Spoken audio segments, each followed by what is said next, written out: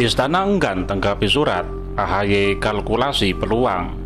Ditulis oleh Jaya Surbakti, dilansir dari sewor.com. Semua tahu, termasuk AHY dan Partai Demokrat, bahwa menulis surat kepada Presiden mengenai perihal internal partai adalah sangat tidak relevan. Bahkan mereka memberi alasan orang-orang dekat Jokowi ikut andil dalam rencana pelengseran AHY. Tetap tidak bisa menjadi alasan. Ini sama saja dengan meminta klarifikasi dari SBY karena ada kadernya, mantan menterinya yang jadi maling panci. Coba surati SBY mengenai itu, sampai lebaran kuda pun tidak akan dijawabnya karena satu, tidak ada relevansinya, walau si maling dulu menteri kesayangan SBY. Kedua, harusnya malu.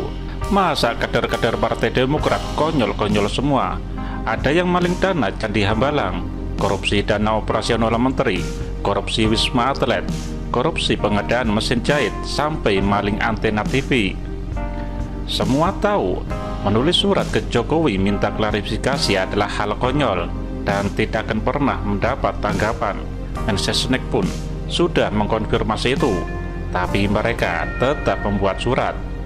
Justru karena mereka tahu Jokowi menanggapi atau tidak menanggapi, Partai Demokrat tetap mendapatkan satu tujuan yang sudah ditargetkan.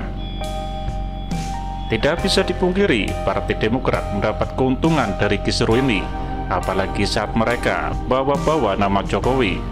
Dari kader mereka yang mantan Menpora, Andi Malarangeng, mereka membuat narasi meminta supaya orang-orang dekat Jokowi tidak mengikuti cara-cara Orde Baru dulu dalam membungkam sebuah partai.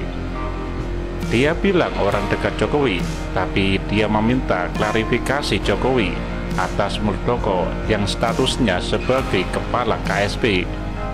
Ini sama saja kalau kita minta klarifikasi ke SBY atau perilaku korupsi Andi. SBY mesti menjawab, karena itu adalah menterinya dulu, dan dia harus menjelaskan kenapa sekarang Andi bisa kembali lagi ke partai dengan mudah. Masa koruptor, orang yang sudah melanggar janjinya kepada presiden, bisa diterima lagi di dalam partai? Jangan-jangan kecurigaan publik memang benar. Apa itu? Ya, jawabannya harus SBY sendiri yang menjelaskan. Beginilah logika yang sedang dibangun Andi. Dia menuduh orang dekat Jokowi, tapi dia meminta Jokowi memberikan penjelasan. Pantesan, Andi ini mudah sekali menjadi kambing hitam dari kasus global Partai Demokrat pada masa lalu. Logikanya mudah diputar-putar. Mereka mengasosiasikan Jokowi dengan Orde Baru, padahal semua orang tahu Jokowi dan Orde Baru adalah produk yang sangat berbeda. Justru Partai Demokrat dan Orba yang banyak orang sebut setali tiga uang. Licik sekali pernyataan Andi ini. Dengan memposisikan Jokowi sebagai orang yang harus menjawab tuduhan mereka, pada dasarnya mereka berharap popularitas partainya akan terangkat. Efek dari popularitas Jokowi sendiri, nama-nama kader partainya akan kembali disebut, dan terutama AHY akan kembali diperhitungkan, entah sebagai tokoh apa. Yang penting ada hitungannya. Itulah mau mereka. Mereka tahu tidak akan bisa melemahkan Jokowi, selain karena Jokowi sangat kuat posisinya di parlemen, juga karena Jokowi tidak ada urusan lagi dengan pagelaran agenda politik di tahun 2024 mendatang.